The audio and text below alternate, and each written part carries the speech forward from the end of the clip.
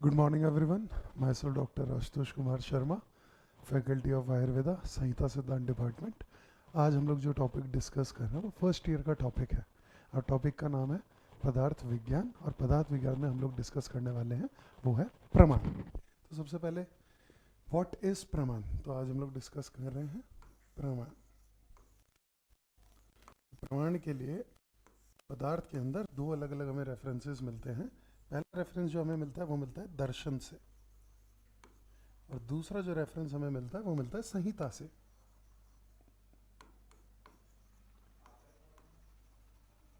अब संहिता का मतलब हो गया, संहिता में हमारे पास तीन कैटेगरी हो गई, अष्टांग, चरक, सुश्रुत। एंड दर्शनों के अंदर हमने जैसा कि पहले भी देखा है, दर्शन जो है वो आस्तिक और नास्तिक कुल मिला के 9 दर्शन होते हैं, जिनमें 6 आस्तिक होते हैं और 3 जो है वो नास्तिक दर्शन होते हैं।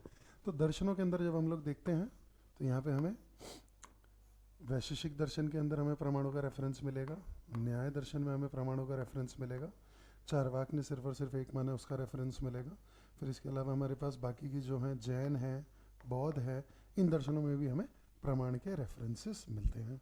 संहिता के अंदर चरक ने अलग अलग रेफरेंसेस दिए हैं प्रमाण के, सूत्र स्थान के अंदर दिया है, चिकित्सा स्थान में दिया है, ठीक है। सुश्रुत के अंदर हमें प्रमाण के अलग अलग रेफरेंसेस मिलते हैं, एंड अष्टांग के अंदर हमें प्रमाण के रेफरेंसेस मिलते हैं। तो आज हम लोग जो डिस्कस करेंगे वो है प्रमाण होता क्या है, उसके डिविजन्स क्या हैं, एंड देन हम लोग उसके बाद में एलैबोरेटिव वे में डिस्कस करेंगे। तो प्रमाण आपके लिए एलईक्यू टॉपिक है फर्स्ट ईयर। तो जो भी फर्स्ट ईयर के बच्चे हैं उनके पदार्थ के चैप्टर के अंदर बुक में प्रमाण का जो रेफरेंस है वो 50% का है। प्रमाण में फिर 3 कैटेगरी है, प्रत्यक्ष, अनुमान और युक्ति। तो चारों के चारों हमारे लिए इंपॉर्टेंट है, इनमें से एक एलईक्यू डेफिनेटली आता है। तो आज हम लोग स्टार्ट करते हैं, will start with divisions of प्रमाण एज पर संहिता। तो हम लोग स्टार्ट करते हैं सबसे पहले। अब आप देखोगे तो अगर हम संहिता के हिसाब से डिस्कस करें, चरक के हिसाब से डिस्कस करें, तो चरक ने प्रमाण के अलग अलग रेफरेंसेस दिए हैं, द्विविध, त्रिविध, चतुर्विध, ठीक है, फिर उसके बाद अष्टविध, दशविध। तो प्रमाण क्या होता है? प्रमाण होता है प्रमीयते अनेन इति प्रमाणम। तो संस्कृत में प्रमाण का मतलब होता है मेजरमेंट। तो एक वो तरीका जिससे मुझे कोई चीज़ का पूरा नॉलेज मिले या एक कंसाइल्ड नॉलेज मेरे को प्रॉपरली मिल पा रहा है, उसे प्रमाण कहते हैं। अब चरक ये कहते हैं कि प्रमाण का इंपॉर्टेंस इसलिए बहुत ज़्यादा है, क्यों? क्योंकि एक तो कहते हैं रोगी परीक्षा, प्रमाण को हिंदी में हम लोग क्या कह सकते हैं? परीक्षा। तो प्रमाण इज परीक्षा। और दूसरा क्या है? वो है रोग परीक्षा, ठीक है। तो रोगी और रोग दो परीक्षा हो सकती है। तो परीक्षा के हिसाब से हम लोग देखें। अब इसमें उन्होंने फिर कैटेगराइजेशन कर दिया, रोगी को देखने के लिए कौन कौन सा प्रमाण काम में आता है और रोगों को देखने के लिए कौन कौन सा प्रमाण काम में आता है। तो सवाल आता है, हमें प्रमाण की यूटिलिटी क्यों है रोग और रोगी में? तो चरक ये बताते हैं, जब तक वैद्य प्रमाणों में निकृष्ट नहीं हो, अच्छा नहीं हो, और वो ये डिसाइड नहीं कर पाए कि कौन सी डिजीज़ है, कौन सा डिफरेंशियल डायग्नोसिस है, तब तक वो उसको ट्रीट नहीं कर सकता। और रोग में ये देखने के लिए कि ये साध्य है, असाध्य है, इसका निदान क्या है, पंच निदान क्या है, जब तक इसका मेरे को आइडिया नहीं लगेगा तब तक मैं ट्रीटमेंट को आगे कंटिन्यू नहीं कर सकता हूँ। इसलिए आयुर्वेद में प्रमाण का इंपॉर्टेंस इज़ एक्सट्रीमली हाई। हर जगह आपको प्रमाण के अलग अलग रेफरेंसेस मिलेंगे। तो चरक ने कौन कौन से प्रमाण माने हैं? तो चरक ने प्रमाण माने वो है प्रत्यक्ष, सबसे पहला उन्होंने माना है आप्तोपदेश, फिर माना है प्रत्यक्ष, फिर माना है अनुमान, और फिर माना है युक्ति। सुश्रुत क्या मानते हैं? तो सुश्रुत ये कहते हैं आगम, प्रत्यक्ष, आप्तोपदेश के लिए उन्होंने शब्द प्रमाण यूज किया है, एंड देन युक्ति की जगह उन्होंने यूज किया उपमा प्रमाण। तो अब इन प्रमाणों में क्या क्या डिफरेंसेस हैं, कौन सा प्रमाण कौन सा होता है, अब हम लोग वो डिस्कस करेंगे। तो सबसे पहले सबसे बेसिक जो है उस पर हम आते हैं, आप्तोपदेश। आप्तोपदेश दर्शनों ने भी माना है, चरक ने भी माना है। अब जैसा नाम से समझ में आ रहा है, आप्त उपदेश, यानी कि आप्त लोगों के द्वारा दिया गया उपदेश आप्तोपदेश कहलाता है। यानी कि आप्त, आप्त यानी ऐसे लोग जो रजतम से दूर हैं, जो सत्व गुण युक्त है, जिनको बोली भी हर बातें सही हैं, जो नॉर्मल वैकारिक चीज़ों से ऊपर उठ चुके हैं, ऐसे संत, ऐसे लोग जो बहुत ही गुणवान हैं, उनके द्वारा कहे गए शब्दों को डायरेक्टली मान लेना चाहिए। इसी को कहते हैं आप्त उपदेश। पहला प्रमाण माना है चरक ने, तो सबसे पहले आप्तोपदेशी क्यों माना है? भाई प्रमाण तो चाहना है आपके पास। तो देखा जाए तो प्रत्यक्ष, प्रत्यक्ष का मतलब होता है दिखाई देना, जो मुझे दिख रहा है मेरे सामने है। प्रत्यक्ष को प्रमाण क्या? जो दिखे उस पर क्वेश्चन ही क्या। दूसरा है मेरे पास आप्तोपदेश, फिर है मेरे पास युक्ति, फिर है मेरे पास अनुमान। तो क्वेश्चन ये है कि सबसे पहले आप्तोपदेश ही क्यों, और कोई दूसरा प्रमाण क्यों नहीं? क्योंकि जितनी भी संहिता है वो आप तो लोगों के कहे हुए वचन ही तो हैं। व्हाट इज चरक संहिता? अग्निवेश और आत्रे के बीच का डिस्कशन। तो उनका कहना है इसलिए सबसे इंपॉर्टेंट जो है वो है आप्तोपदेश। दूसरा रीजन उनका कहना है प्रत्यक्ष जो है वो बहुत छोटा है, और एक लाइफ में एक आदमी सब कुछ प्रत्यक्ष करके जैक नहीं कर सकता, सीख नहीं सकता है। और यूनिवर्स जो है वो बहुत बड़ा है, इसलिए बहुत सारा नॉलेज अटेन करने के लिए मेरे पास आप्तोपदेश का बहुत ज़्यादा इंपॉर्टेंस है। इसीलिए चरक में सबसे पहला रेफरेंस जो दिया गया वो आप्तोपदेश का है। आप्तोपदेश के बाद उन्होंने प्रत्यक्ष को रखा है, प्रत्यक्ष के बाद उन्होंने अनुमान को रखा है, और सबसे लास्ट में उन्होंने रखा है युक्ति को। तो प्रत्यक्ष क्या है? जैसा कि नाम से ही समझ में आ रहा है, जो मुझे दिखाई दे रहा हो। कोई पेशेंट आया, पेशेंट आके मुझे कह रहा है कि सर मुझे ईचिंग हो रही है। मैंने पेशेंट को चेक किया, उसके स्किन पे घाव हो रहा है। तो ये प्रत्यक्ष प्रमाण है, मैंने देखा कि गोल कलर का घाव हो रहा है, इसको ईचिंग हो रही है, विचर्ची का लग रहा है, अटीकेरिया हो सकता है। दिस इज प्रत्यक्ष प्रमाण। अब आप्तोपदेश क्या हो सकता है? तो आप्तोपदेश ये हो सकता है, पेशेंट आके मुझे बोला सर मुझे ईचिंग हो रही है।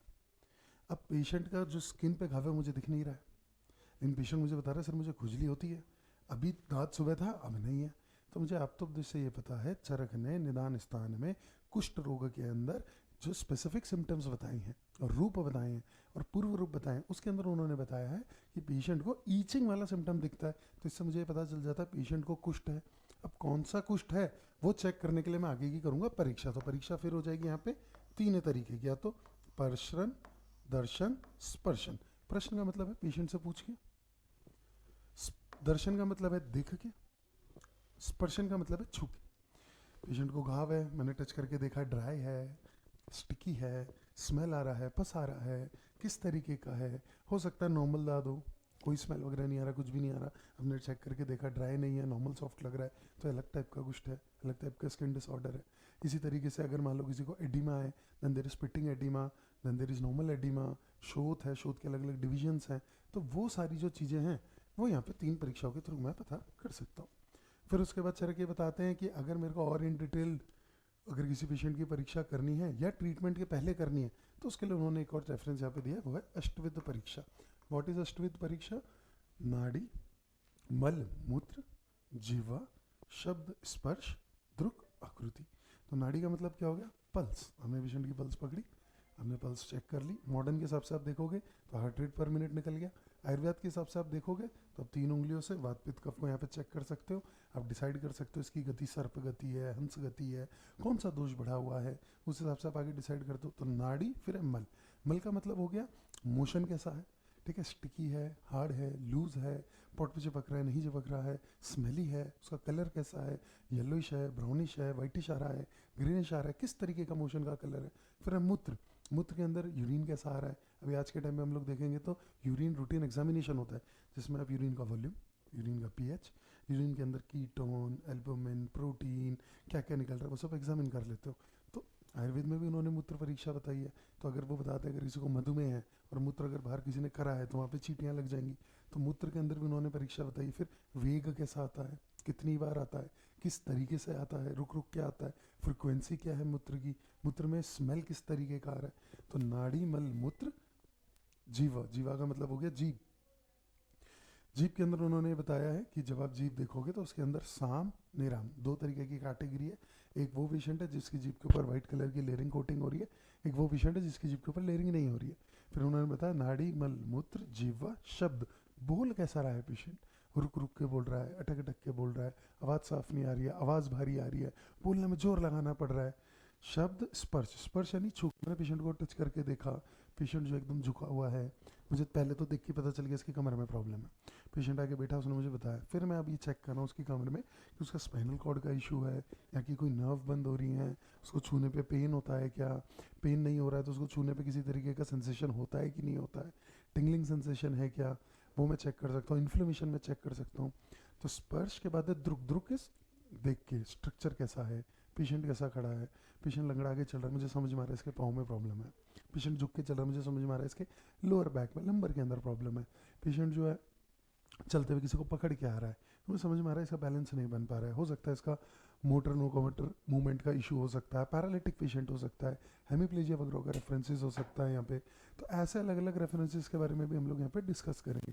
तो परीक्षा के अंदर अब उन्होंने आगे बताया, तो उन्होंने बताया नाड़ी, मल, मूत्र, जीवा, शब्द, स्पर्श, द्रुक और आकृति। आकृति is body structure, patient mesomorph है, एंडोमॉर्फ है, एक्टोमॉर्फ है, पेशेंट वातज प्रधान है, कवच प्रधान है, ठीक है ना। तो जिस प्रधान का उसका बॉडी टाइप है, जिस तरीके का उसका स्ट्रक्चर है, उस हिसाब से हम उसके आगे की ट्रीटमेंट कर सकते हैं।